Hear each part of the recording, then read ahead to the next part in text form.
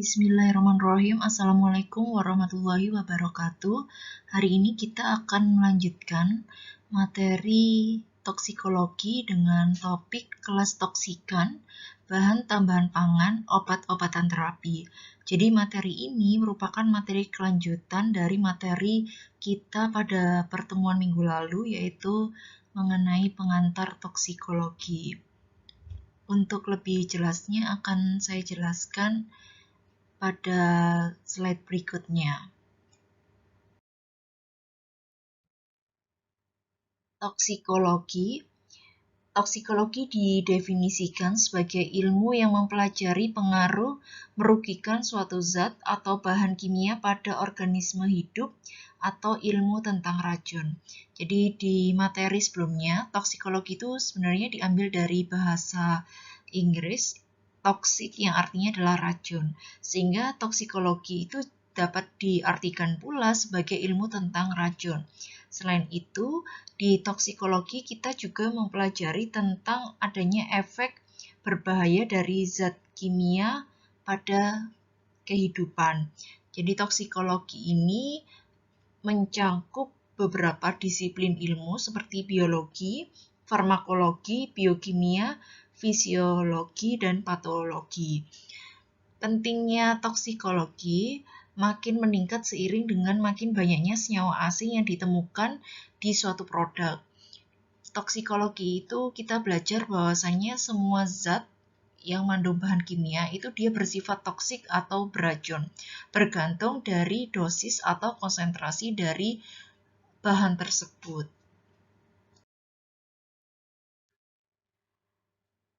Toksikan dan toksin. Toksikan adalah substansi toksik yang diproduksi oleh aktivitas manusia. Contohnya adalah organofosfat dan karbamat. Organofosfat dan karbamat ini adalah sejenis pestisida. Jadi dua jenis pestisida ini sering muncul di soal UKOM atau soal exam. Biasanya itu mengenai keracunan pestisida golongan organofosfat dan karbamat. Jadi kalau organofosfat itu dia prinsipnya adalah menghambat kerja enzim kolinesterase. Kemudian toksin. Toksin itu adalah substansi toksik yang diproduksi secara alami. Artinya senyawa ini itu dihasilkan melalui proses alam. Contohnya itu adalah botulinum toksin. Jadi botulinum toksin itu adalah salah satu jenis protein neurotoksin yang dihasilkan oleh bakteri Clostridium botulinum. Jadi hasil dari proses alami suatu bakteri dan menghasilkan sifat yang toksik atau beracun. Xenobiotik adalah zat yang ditemukan di dalam organisme yang tidak diproduksi secara alami atau diharapkan ada di dalam organisme. Dalam arti xenobiotik itu dia tidak dihasilkan secara alami, tetapi dia merupakan hasil dari suatu proses atau serangkaian proses yang tidak diharapkan di dalam suatu organisme. Contohnya itu adalah obat, pestisida, polusi, bahan kimia industri, bahan tambahan makanan. Kembali lagi, xenobiotik itu adalah zat kimia. Jadi dia bisa bersifat positif atau bersifat negatif. Dalam arti dia bisa berperan seperti obat, itu dia bisa berperan untuk menyembuhkan, tetapi pada dosis atau takaran tertentu bisa juga menyebabkan overdosis yang justru menimbulkan toksik atau zat yang berbahaya ketika dikonsumsi di dalam tubuh. Sama seperti halnya bahan tambahan makanan atau yang biasa disingkat sebagai BTP, bahan tambahan pangan. Jadi bahan tambahan pangan itu ketika dia dikonsumsi secara over atau berlebihan, justru juga akan mempengaruhi kualitas produk makanan dan lama-kelamaan akan menghasilkan dampak yang buruk dan bersifat toksik di dalam tubuh.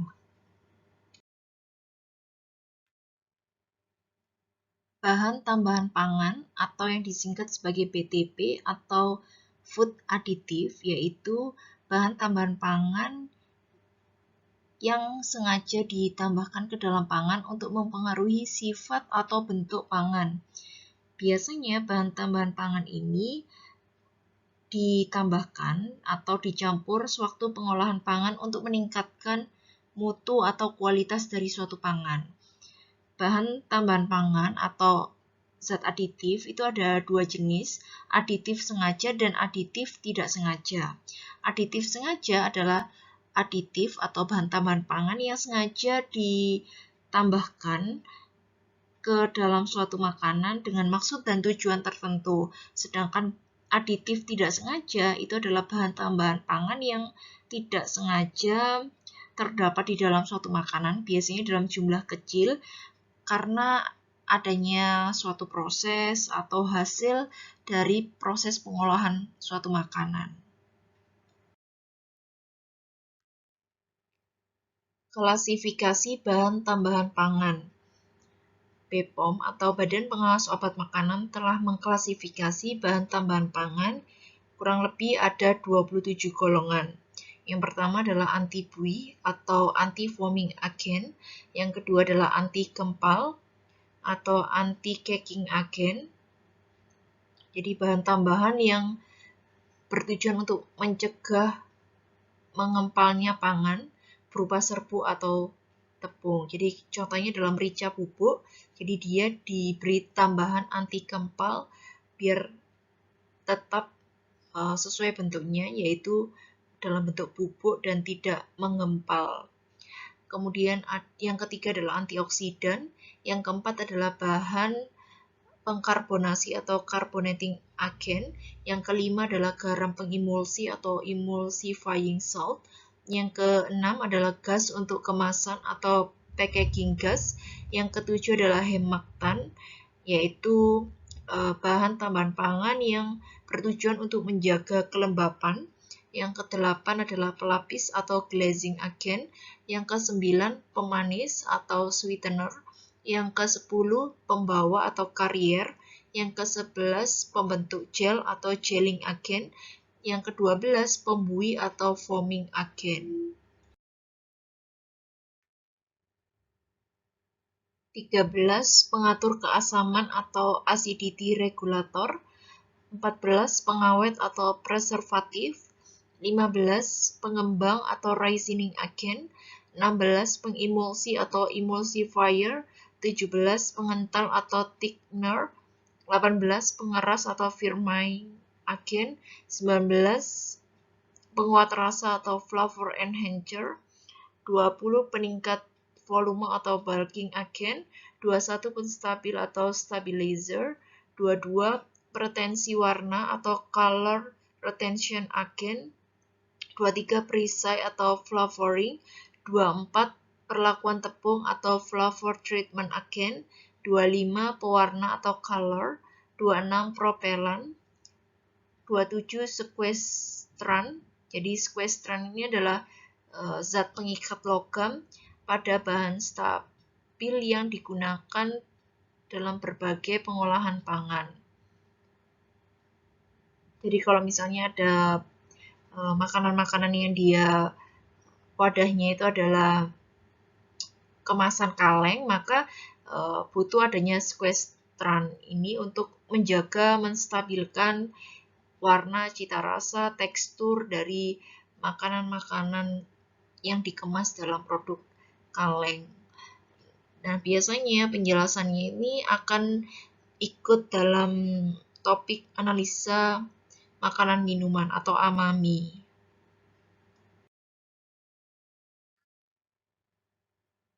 Bahan tambahan pangan yang dilarang digunakan. Peraturan Menteri Kesehatan Republik Indonesia Nomor 33 Tahun 2012 ada 17 golongan bahan tambahan pangan yang dilarang digunakan untuk pangan. Jadi yang pertama itu adalah asam borat atau boraks, yang kedua adalah asam salisilat dan garamnya, yang ketiga adalah formalin, yang keempat adalah kalium bromat, yang kelima adalah kalium klorat, yang keenam adalah chloramphenicol, yang ke-7 adalah minyak nabati yang dibrominasi, yang ke-8 adalah nitrofurazon, yang ke-9 adalah dulcamara, yang ke-10 adalah kokain.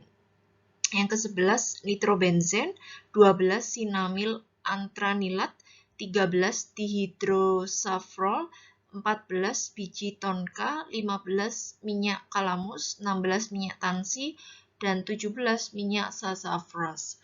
Jadi yang 3 golongan bahan tambahan pangan yang dilarang tetapi masih sering digunakan itu adalah asam borat atau borax, kemudian asam salisilat, kemudian ada formalin yang biasanya digunakan sebagai pengawet makanan. Ada juga bahan tambahan yang sering digunakan itu adalah pewarna yang seharusnya itu adalah pewarna tekstil tetapi sering disalahgunakan sebagai pewarna suatu makanan.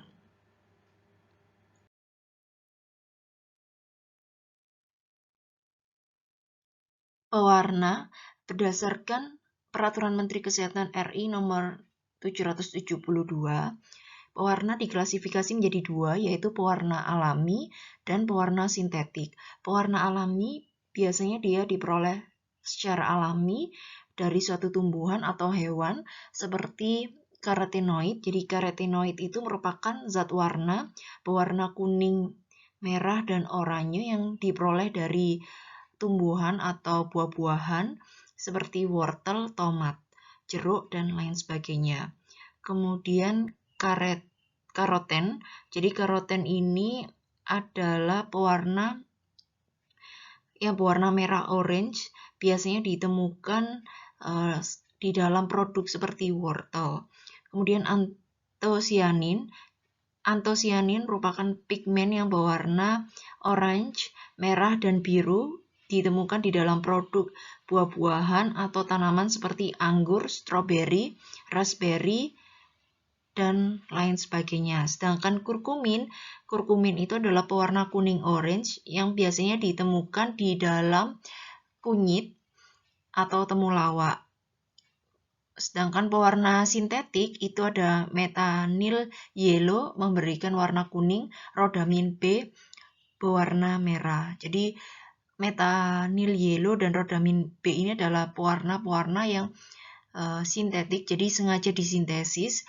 Biasanya tidak digunakan untuk penggunaan makanan, bisa digunakan untuk pewarna-pewarna seperti tekstil ataupun cat. Dan seringkali keduanya disalahgunakan untuk produk makanan atau campuran dari suatu makanan. Pemanis, jadi pemanis yang buatan itu paling sering digunakan untuk pengolahan pangan di Indonesia adalah siklamat dan sakarin. Jadi siklamat dan sakarin ini memiliki tingkat kemanisan 30-80 dan untuk siklamat dan 300 kali untuk sakarin rasa manisnya dibandingkan gula alami.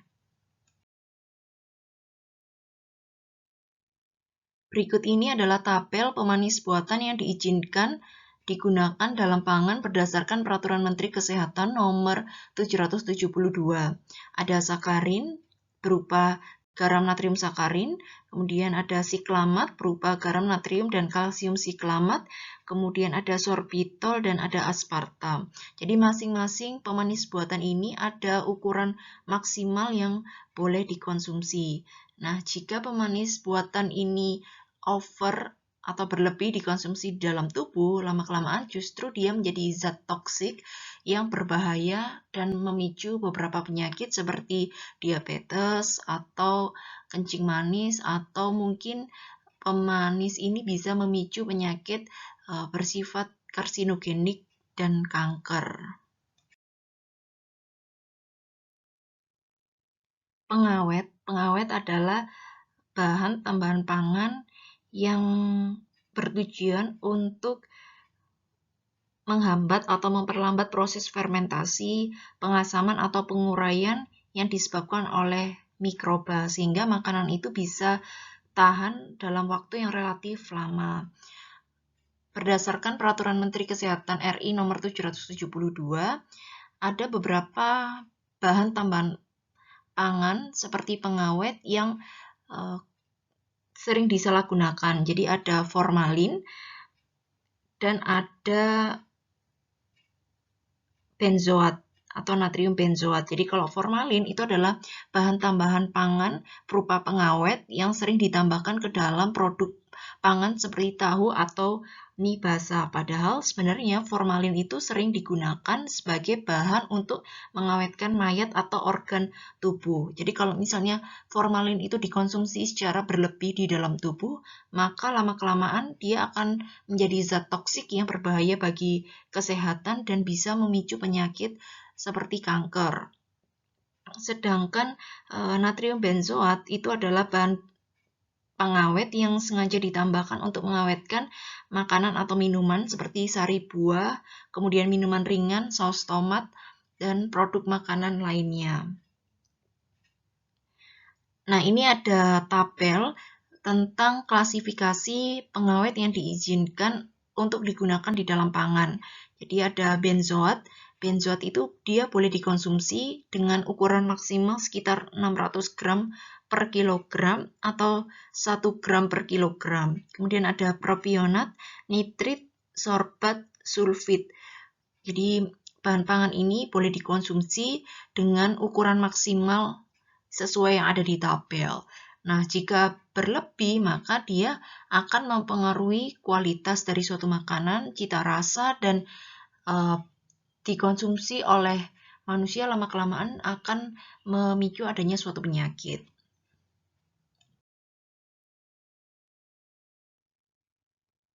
Penyedap rasa dan aroma, serta penguat rasa.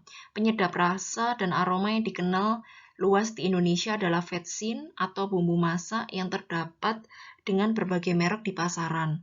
Penyedap rasa tersebut mengandung senyawa yang disebut monosodium glutamat atau MSG.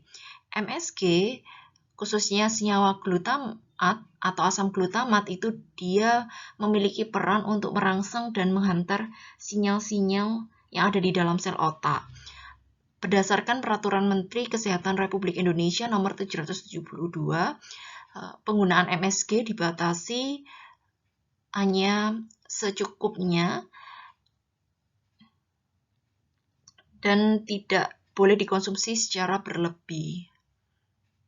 Jadi, jika dilihat dari bahan tambahan pangan, itu rata-rata ada yang boleh dikonsumsi, tetapi penggunaannya hanya dalam jumlah yang sedikit atau sesuai takaran yang sudah ditetapkan oleh Peraturan Menteri Kesehatan Nomor 772. Ada yang bahan tambahan pangan itu yang tidak boleh dikonsumsi sama sekali karena dampaknya atau efeknya yang bersifat toksik bagi tubuh manusia.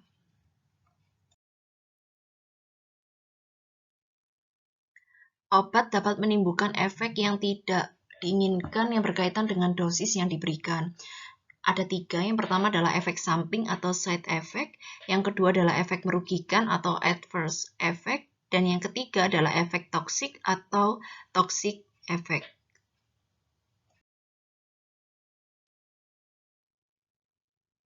Efek samping yang dihasilkan dari penggunaan obat yaitu efek yang tidak berbahaya dan tidak merugikan jika dikonsumsi di dalam tubuh. Contohnya itu adalah mulut kering, kemudian karena mengkonsumsi antihistamin, kemudian biasanya ada efek samping yang dihasilkan itu untuk penggunaan obat seperti paracetamol, biasanya cepat mengantuk, ya kan?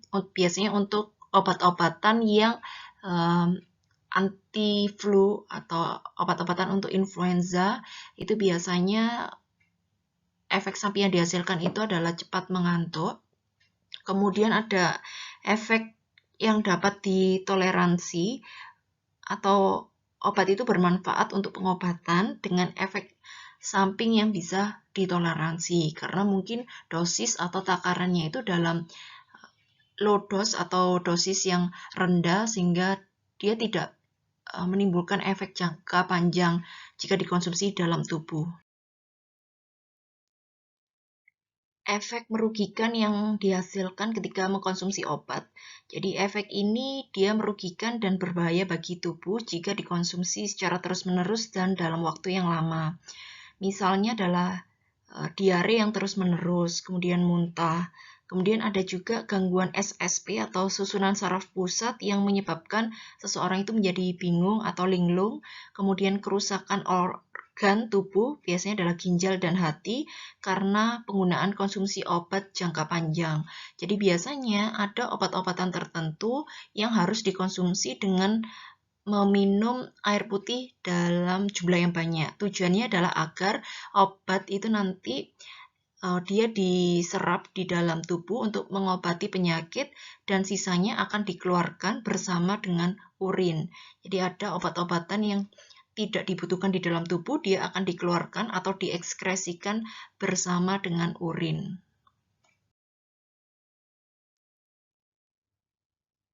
Efek racun atau toxic effect.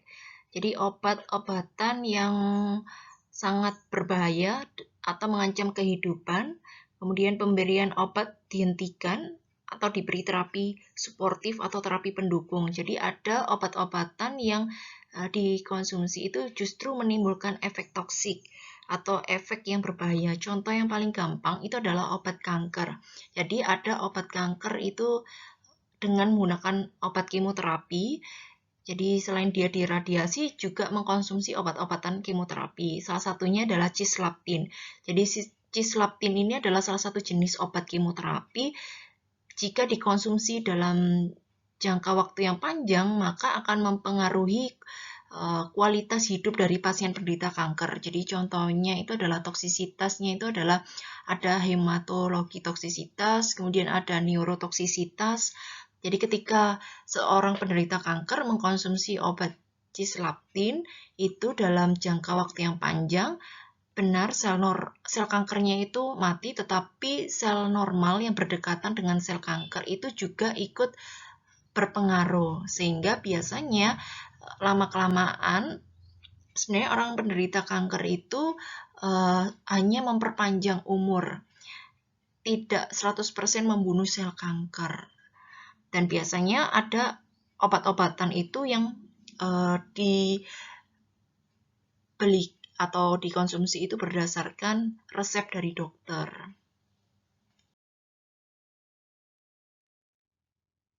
Kelas toksikan obat terapi. Jadi pengobatan dengan menggunakan terapi obat itu adalah suatu proses yang meliputi semua fungsi yang perlu untuk menjamin terapi obat kepada pasien yang aman, efektif, rasional, dan ekonomis. Jadi ketika pasien itu datang dengan keluhan penyakit, harapannya dengan adanya terapi obat atau pengonsumsi obat-obatan, dia bisa sembuh dari penyakitnya, tidak menimbulkan efek samping yang dihasilkan. Kemudian fungsinya itu adalah untuk pengamatan obat, jadi pilihan dokter terhadap kondisi atau diagnosis penyakit yang diderita, pengamatan pemakaian obat, kemudian jaminan ketepatan dosis, jumlah, frekuensi, rute, dan bentuk obat. Jadi bentuknya itu apakah dia cairan ataukah tablet, apakah pil, itu bergantung dari jenis penyakit yang diderita oleh pasien. Kemudian pengenalan respon terapi obat, saat itu cukup atau kurang, kemudian penilaian adverse effect, jadi efek yang merugikan dari suatu obat,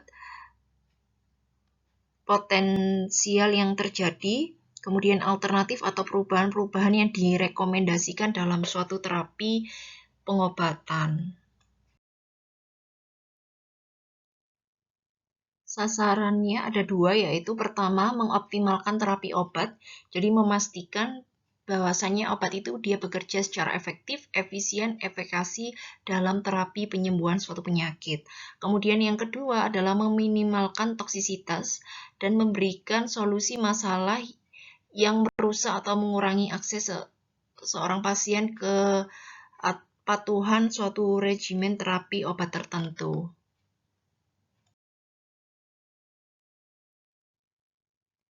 Faktor-faktor yang mempengaruhi efikasi terapi obat itu ada faktor obat, ada faktor pasien, ada faktor dokter. Jadi biasanya ada obat-obatan itu yang ketika dikonsumsi oleh pasien itu justru menimbulkan alergi. Nah, ini kalian dapat baca dan dapat dilihat di layar kalian, itu ada 3 faktor, faktor obat, faktor pasien, dan faktor dokter.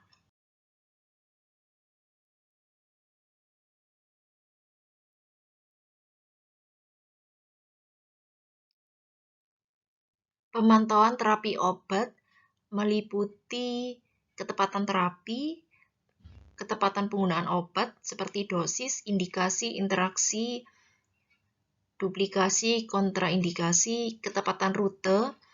Jadi ada obat-obatan yang dia diminum misalnya setelah makan, sebelum makan. Kemudian ada obat-obatan yang diberikan secara injeksi. Kemudian jadwalnya itu tadi setelah makan, sebelum makan, kemudian sehari 3 kali atau 1 kali 24 jam tergantung dari obatnya. Kemudian metode pemberian dosis obat. Jadi kalau misalnya obat-obatan influenza untuk bayi dengan orang dewasa itu berbeda, sama seperti obat diare. Untuk balita dengan orang dewasa itu dosisnya berbeda.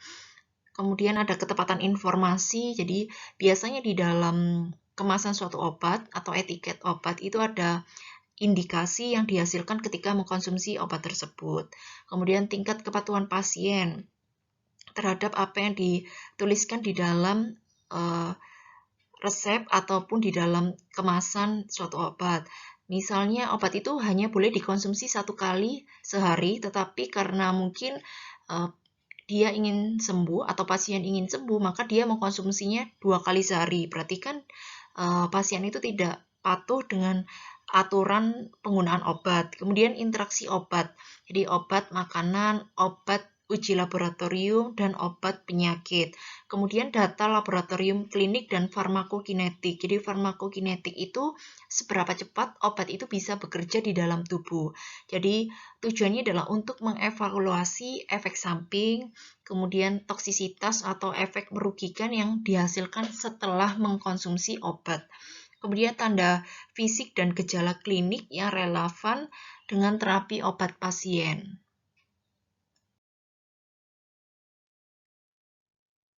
Pendekatan umum dalam pemantauan obat terapi. Jadi untuk meminimalisir toksisitas atau efek yang tidak diharapkan dari penggunaan suatu obat-obatan terapi, ada beberapa pendekatan secara umum dan pemantauan obat.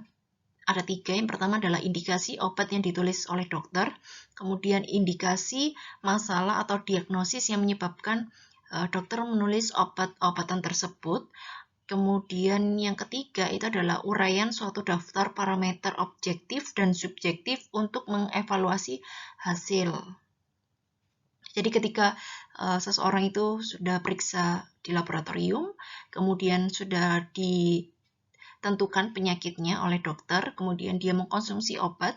Nah, ada 2 kemungkinan apakah penyakitnya itu sembuh atau justru muncul penyakit yang lebih berbahaya. Makanya ketika muncul penyakit yang lebih berbahaya, maka harus dilakukan suatu evaluasi hasil dari penyakit pasien dan obat yang dikonsumsi. Untuk meminimalisir efek toksik dari obat-obatan terapi, itu pastikan pasien mengkonsumsi obat sesuai instruksi. Jadi adanya komunikasi antara pasien dengan dokter untuk respon terapi yang dihasilkan selama proses pengobatan atau terapi. Kemudian, jika dalam proses pemantauan terapi, obat tidak mencapai sasaran yang diinginkan atau merugikan, jadi obatnya itu tidak menyembuhkan penyakit, justru menimbulkan alergi atau menimbulkan efek samping yang bersifat toksik, maka perlu adanya komunikasi dengan dokter sebelum adanya tindakan lebih lanjut. Kemudian adanya ketekunan dan dalam mengkonsumsi obat secara teratur agar penyakit itu bisa sembuh.